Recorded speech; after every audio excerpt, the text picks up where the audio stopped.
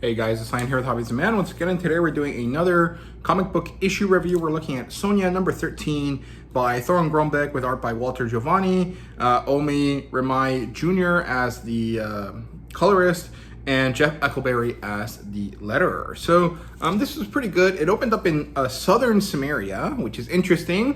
I don't think we've seen Sonja go up there very often, at least not in any of the series that I've read so far.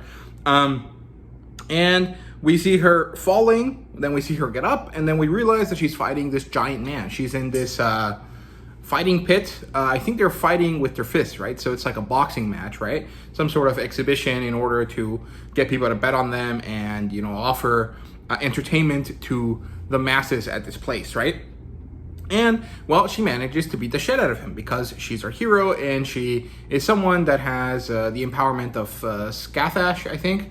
And, of course, is a ferocious fighter. She is the she-devil with the sword, right?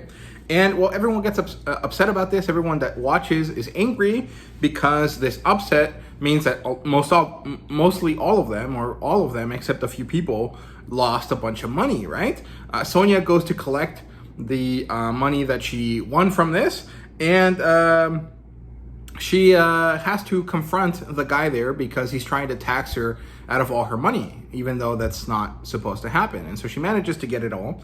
And then she is confronted by some man that was at the fight. He gets angry at her, and we get to see her kind of have this flashback, or this kind of flash forward, I guess, is really what it is, that tells her when this man will die, how, and why. And this is basically her new powers that she got from Erlich's soul. This knowledge, right? And, well, of course, she's haunted by this because it is pretty horrifying to know exactly when someone will die as soon as you see them. She runs off to an inn to get away from these people, and she finds a man to chat with, and she knows that she will eventually end up killing him. And she knows that he's lying because she can see his real name. They start talking. Then we transition over to the gods. We get to see that Ymir is fighting Erlich's army that's controlled by Kulan Gath.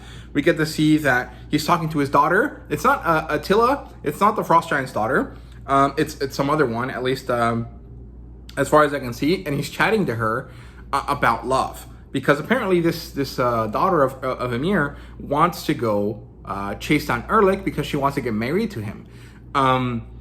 And Ymir doesn't want her to do that. He's like, why would you pick him? Why couldn't you pick anyone else? Literally anyone else. And she's like, well, for the same reason that you're, you know, besotted with this, you know, Grace goddess, right? With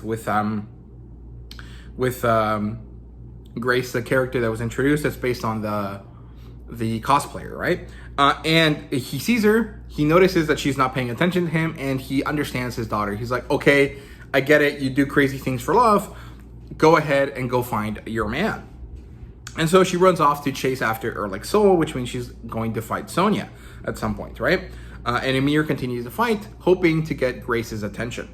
We're back with Sonja at the inn. We get to see that these dumb barbarians, one of them that looks exactly like Conan the Barbarian, are fighting, and one of them dies.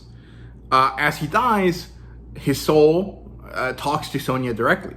And, well, this is concerning because everyone sees it, because they're at this tavern in this inn, and she is immediately labeled a witch. People try to hunt her down, and she escapes with this man that she met at the inn, right? They make it all the way to somewhere, but before we get there, we get to see that these, I'm guessing they're pigs. They look like barbarians, but based on a few different kind of key details there, I think they're supposed to be pigs who are preparing in the Forbidden Lands for Sonja's arrival. I don't know where the Forbidden Lands are. I would assume that they're, you know, lands close to Erlich's domain or something like that. They're preparing for her arrival, and then we get to see that Sonja and this man arrive somewhere, and they have a fight because this man is trying to kill her to get the soul out of her, right? She manages to kill him and runs off into the night, and that's where this issue ends. And broadly speaking, I thought this was a good issue. I do have the same complaint as usual, which is this story feels like it's going too slow. Like, a lot of things are happening, and that's kind of cool, but there's like a very clear through line that we need to get to, and it feels like every issue that kind of goes away further and further from that through line, right? And so what's happening is that this story is a bit too decompressed, or maybe it's ballooning out of control, and I'm not really understanding why. This feels like it should have been a 12-issue arc and have it finish, and that be the celebration of the 50th anniversary of SONJA. I'm not understanding why it's going beyond that. The story doesn't seem to be like that, worth telling, if that makes sense. Like, it's not bad, and you can argue that most comic book stories maybe are not worth telling, but we choose to do them anyways because people want to read them, and I fall into that category myself. But what I'm trying to get at is that if this is supposed to be a celebratory story, if this is supposed to be some sort of showcase of value, the story is not really managing to do that well.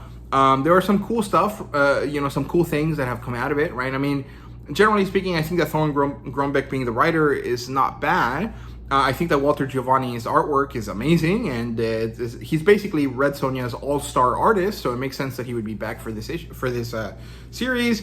And the Lucia Perillo covers continue to be phenomenal, but the inclusion of Grace, the cosplayer, is also cool. I like that. She has a good relationship with Dynamite, as far as I understand it, so it makes sense to be included, and stuff like that. But broadly speaking, this is not a big bombastic story. This is a meandering, kind of slow-going story that I'm not really sure, looking back on it now, was the right story for this 50th anniversary run, right? And that's a bit disappointing, but it is what it is. I'm just waiting for this arc to end so then I can move on from this story, because I've managed to get this far into it. I do want to see it through. I do want to finish it, but I constantly feel this vague frustration where there is a cutoff point coming, and it feels like it gets moved back further and further, and it's not really making too much sense to me why that is, right? So yeah, there you go. Those are my thoughts on Red Sonja number 13. It's not the best review. I'm kind of a bit of a downer here, but hopefully you guys understand where I'm coming from. So yeah, thank you guys so much for watching. I hope you guys enjoyed, and see you guys later.